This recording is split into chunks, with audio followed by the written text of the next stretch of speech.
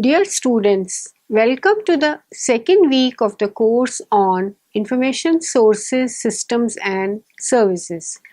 You were introduced to the Information Sources, Systems and Services concept and need for information during the first week, wherein you learnt about the need for information sources, systems and services. This week you will learn about the types of information sources.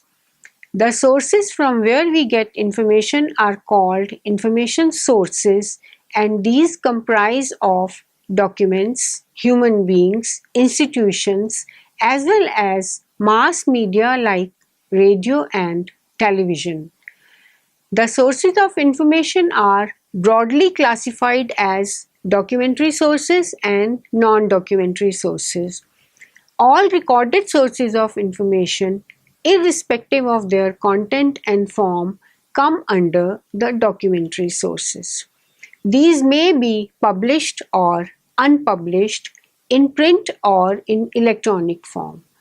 Documentary sources can be categorized as primary, secondary, and tertiary sources on the basis of appearance of information. The very first that appear are primary, which are followed by secondary sources, and lastly the tertiary sources. In primary sources, information appears first. Secondary sources come out next, and tertiary sources are the last to appear. The non-documentary sources of information, on the other hand, can be defined as those sources and resources of information that are not contained in any document. The non-documentary sources are usually formal and informal sources of information. And lastly, thirdly, the sources for current information.